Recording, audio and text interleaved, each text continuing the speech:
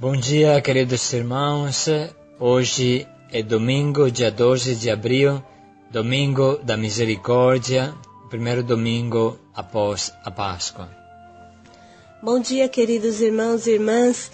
Neste domingo da misericórdia meditaremos o livro do Atos dos Apóstolos, capítulo 4, versículos de 32 a 35. A multidão dos fiéis era um só coração e uma só alma. Hoje é o domingo da misericórdia, e a misericórdia é o amor que triunfa sobre o pecado. A primeira imagem de misericórdia que a liturgia nos oferece é a foto da primeira comunidade cristã.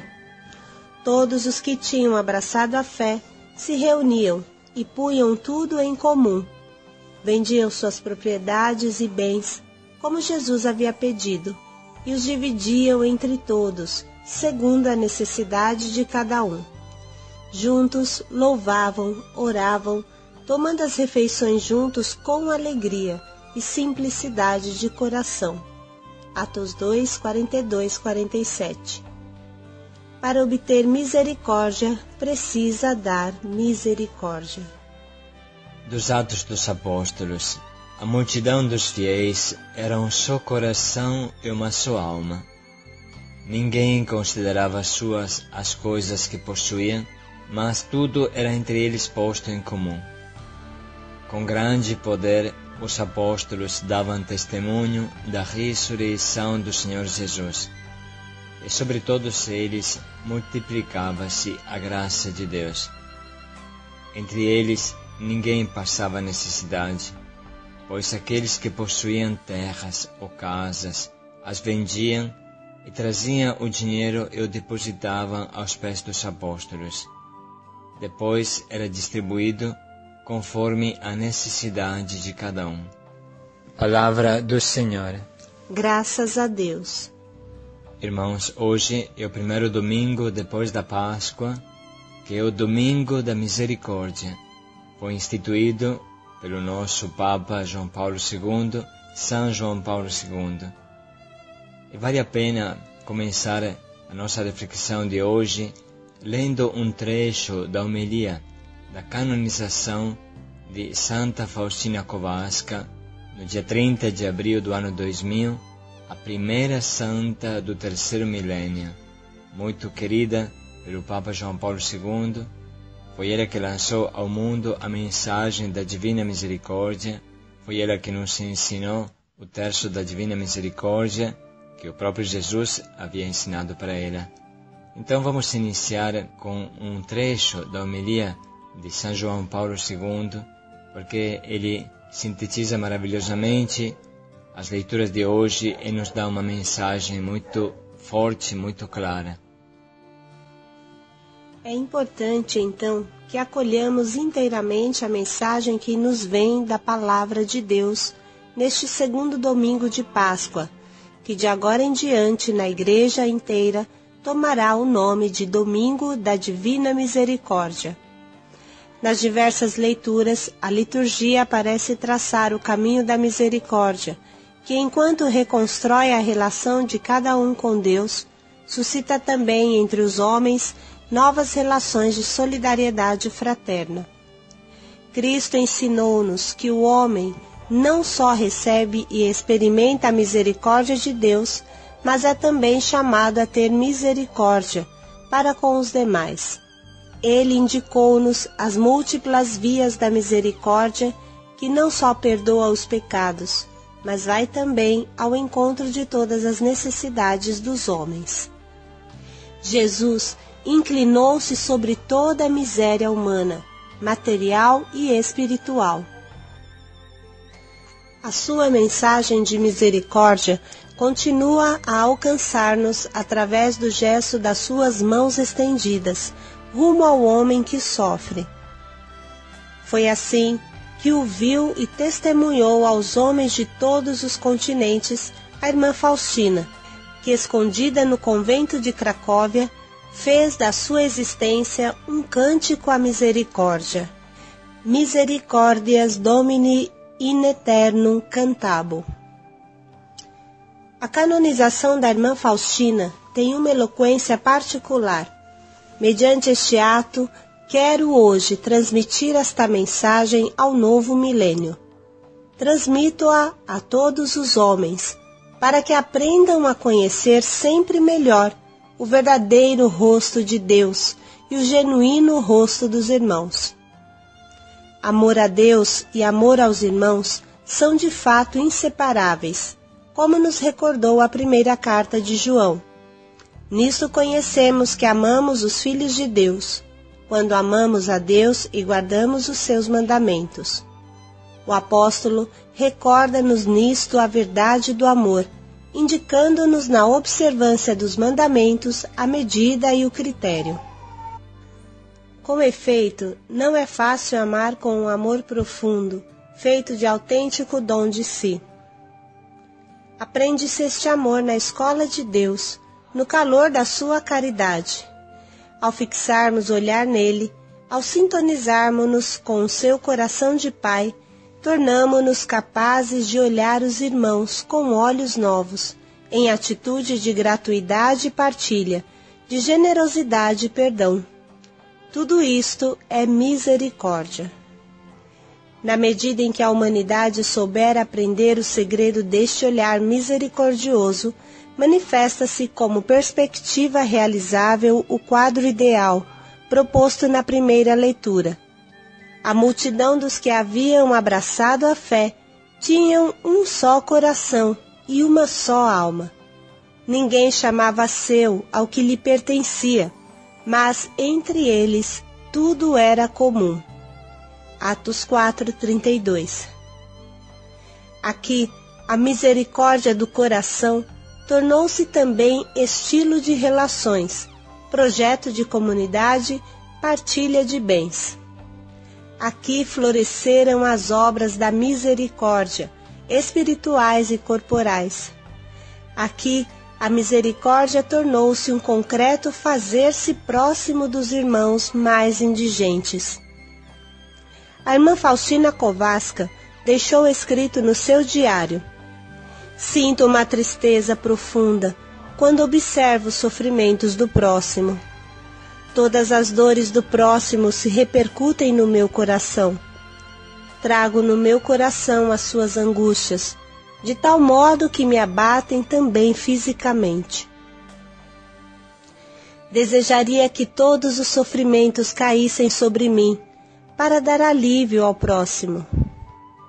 Eis a que ponto de partilha conduz o amor, quando é medido segundo o amor de Deus.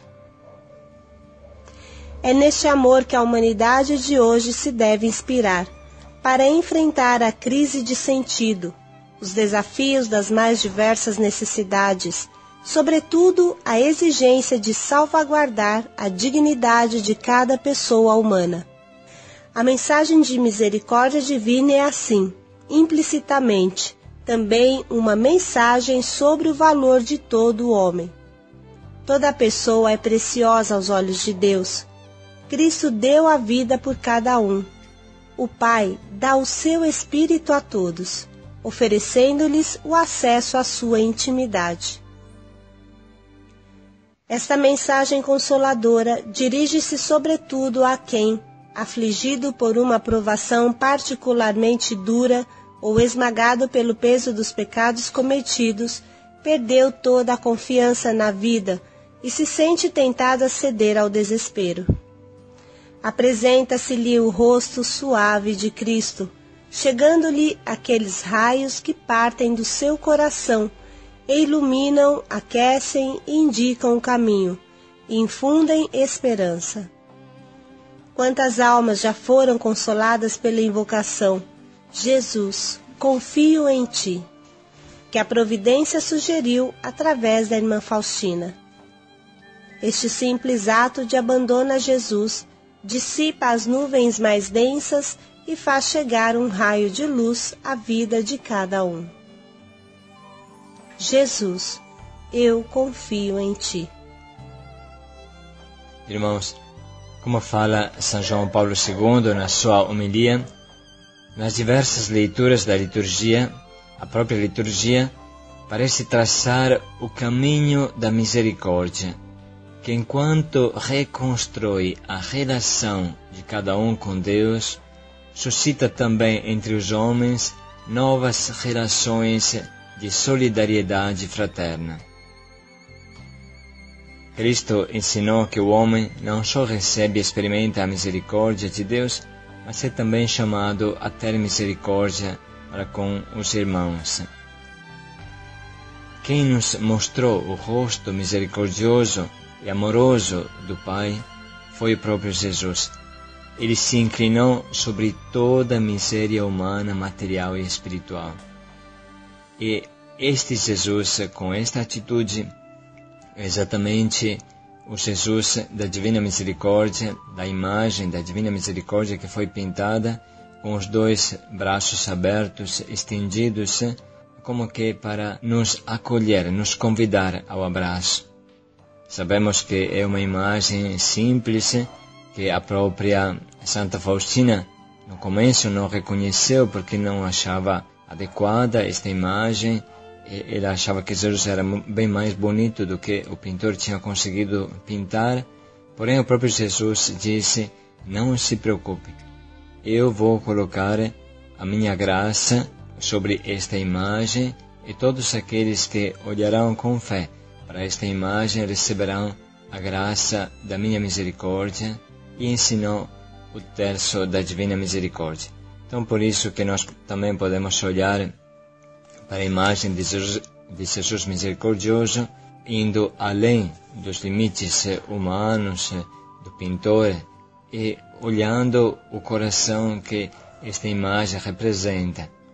São João Paulo II disse assim: transmito esta mensagem da Divina Misericórdia a todos os homens, para que aprendam a conhecer sempre melhor o verdadeiro rosto de Deus e o genuíno rosto dos irmãos. De fato, o amor a Deus e aos irmãos são inseparáveis. E aqui encontramos a primeira leitura deste dia, que é a primeira carta de São João. Nisto conhecemos que amamos os filhos de Deus, quando amamos a Deus e guardamos os seus mandamentos. Irmãos, não é fácil amar com amor profundo, feito do autêntico dom de si. Se aprende isso na escola de Jesus, no calor da sua caridade.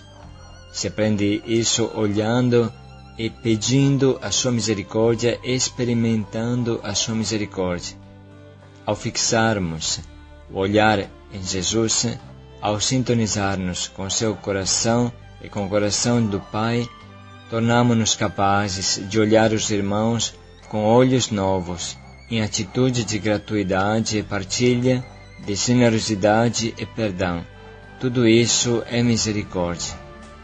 Irmãos, é muito claro que não há como convencer uma pessoa a amar se o amor não nasce espontaneamente no seu coração. E, normalmente, o amor nasce quando uma pessoa experimentou o amor, quando a tua mãe te amou, quando a tua mãe te ensinou a amar. E se isso não aconteceu de maneira completa como precisaria, então é a experiência do amor de Deus, do profundo amor de Deus para com você, esta experiência que te ensina a amar. Quando você se percebe cheio do amor de Deus, quando você experimenta o amor de Deus, pelo menos em um momento da tua vida, você recebe a força de amar, a força de amar. O Papa diz: na medida em que a humanidade souber aprender o segredo deste olhar misericordioso, desse amor de Deus, manifesta-se como perspectiva realizável o quadro ideal dos primeiros cristãos proposto na primeira leitura. A multidão dos que haviam abraçado a fé tinha um só coração e uma só alma. Ninguém chamava seu o que lhe pertencia, mas tudo era entre eles em comum. Aqui a misericórdia do coração tornou-se também estilo de relações, projeto de comunidade, partilha dos bens. Você entende, meu irmão, que a partilha, ela nasce do amor de Deus que você experimentou, e ela testemunha o verdadeiro amor que você experimentou. Quem tem o coração cheio do amor de Deus não consegue ignorar o irmão que passa necessidade. Quem tem o coração cheio do amor de Deus se sente tão feliz, tão forte, que mesmo não tendo nada, ele quer dar alguma coisa. Existe um ditado aqui no Brasil muito bonito que fala assim: ninguém é tão pobre que não pode dar nada, e ninguém é tão rico que não pode receber nada. Isto é, nós sempre temos a possibilidade de partilhar. E é claro que se uma pessoa tem o coração fechado, o rosto marrudo, aquela cara de vinagre, como fala o Papa, se uma pessoa tem um temperamento egoístico e sempre quer mais, então ela se considera sempre pobre. Ela acha que não tem nada, porque ela fica agarrada a tudo o que ela tem. Mas uma vez que você experimentou o amor de Deus, nada mais precisa. Você pode viver na riqueza, você pode viver na pobreza. O que mais você deseja é partilhar, é se reclinar sobre as necessidades dos irmãos, como fez Jesus, que ele não aguentava quando encontrava um pobre, quando encontrava uma pessoa doente, ele parava e rezava sobre esta pessoa. Jesus sentia compaixão pelas multidões. Como falava aos apóstolos: sinto compaixão desta multidão que está vindo atrás de mim há 3 dias. Dai-lhes vós mesmos de comer. É claro que os apóstolos não sabiam como fazer isso, então o próprio Jesus multiplicou os pães e os peixes. Irmãos, tudo nasce de uma comoção de entranhas. Tudo nasce de um amor que surge do coração, das entranhas, fala o Evangelho. Quando você, meu irmão, está cheio do amor de Deus, quando você está cheio do amor de Deus e você olha para o irmão, você se sente atraído, ou quase que obrigado a se rebaixar para ajudar o irmão. Santa Faustina, no seu diário, escrevia assim, como lemos: sinto uma tristeza profunda quando observo o sofrimento do próximo. Sinto uma tristeza profunda quando observo o sofrimento do próximo. Todas as dores do próximo se repercutem no meu coração. Trago no meu coração as suas angústias, de tal modo que me abatem até fisicamente. Desejaria que todos os sofrimentos caíssem sobre mim para dar alívio ao próximo. Você entende, meu irmão, como é o amor? O amor que esta primeira comunidade cristã vivia, que era uma partilha dos bens, porque é claro que um cristão não pode fazer diferente. O próprio São João, na sua primeira carta, escreve assim: como você ama a Deus que não vê, como você diz de amar a Deus que não vê, se não ama o teu irmão que você está vendo, que está ao teu lado? Como o amor de Deus pode habitar no teu coração se você fecha o teu coração ao teu irmão na necessidade? Se alguém tiver bens neste mundo, atenção que o bem pode ser até um grão de feijão. Se alguém tiver bens neste mundo e fechar o seu coração ao seu irmão que está na necessidade, como é que o amor de Deus pode habitar nele? Filhinhos, não amemos com a palavra, com a boca, mas com os fatos e na verdade. E quem não ama o seu irmão, o mata. Quem não ama o seu irmão é homicida. Por exemplo, você encontra pela rua uma pessoa que está ferida por um acidente e você não socorre ela. Pela tua omissão de socorro, ela morre e você se torna responsável, você é homicida. Você entende que quando nós não assistimos os nossos irmãos, e poderíamos fazê-lo, nós nos tornamos homicidas. Isso falamos aqui com a Cacilda, não para ferir e condenar ninguém, mas entende que, de repente, no Haiti, poderíamos pegar uma criança a mais se tivéssemos aquele R$1 por dia, aquele R$1,50 por dia, para pegar uma criança a mais no centro, fazê-la viver. Aí de repente você usa este dinheiro para comprar um maço de cigarro que te mata. Atenção, não quero condenar ninguém, quero só que possamos fazer um exame de consciência. Será que vale mais a vida de uma criança que poderia comer todo dia, poderia ter um banho, poderia receber uma instrução? Será que vale mais isso? Ou vale mais um cigarro? Ou vale mais, não sei o que, uma diversão? Nós devemos adquirir esta consciência. Repito, não queremos condenar ninguém, mas queremos que cada um possa adquirir a medida do amor, a medida da sua economia, a medida do seu dinheiro. A medida não é a pessoa mais rica do mundo. A medida é o mais pobre que está atrás de você. Então precisamos realmente avaliar o nosso estilo de vida. Logo depois que acontece a conversão, logo vem o desejo da partilha, sem dúvida. Quantas vezes, depois de um Ruá, depois de um Yeshua, as pessoas voltam para casa, abrem o armário e começam a tirar a roupa a mais que ele tem e logo vão dar aos pobres. Isso acontece frequentissimamente.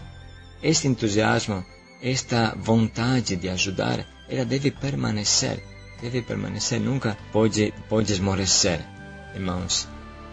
Esta mensagem consoladora da misericórdia se dirige a cada homem e nos fortalece. Irmãos, em primeiro lugar, nós experimentamos o amor de Deus que perdoa o nosso pecado.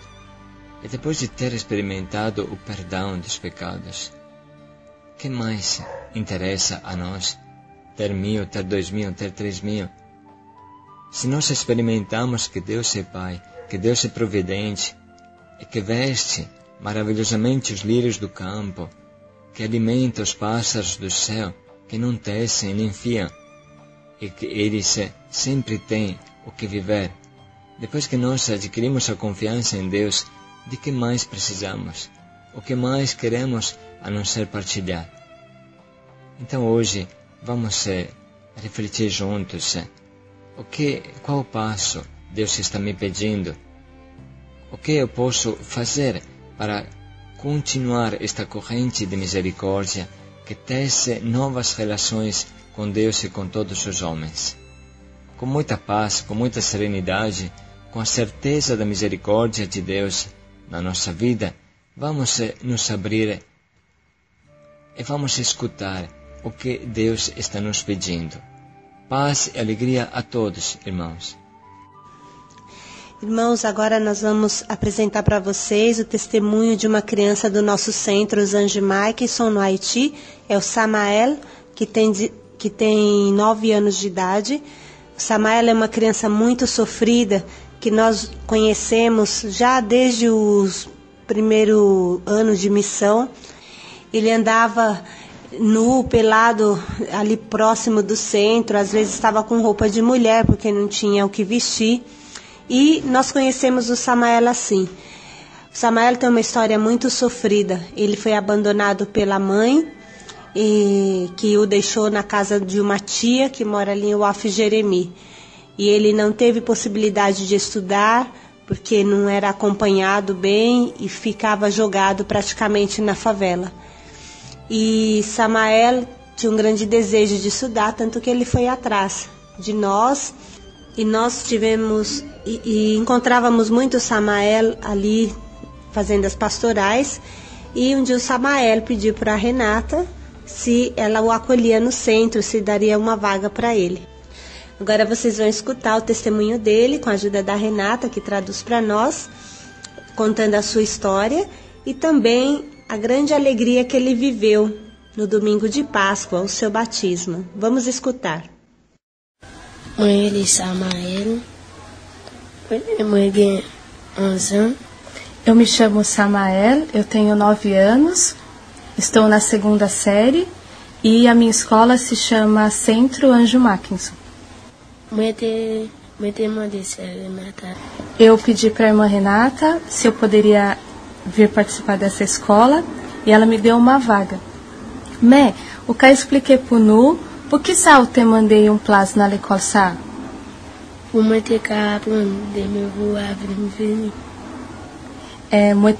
Eu pedi uma vaga nessa escola porque eu gostaria de aprender, gostaria de entrar na escola e aprender. Mais expliquez-nous que ça que t'est passé avant, qui fait ou pas aller à l'école encore.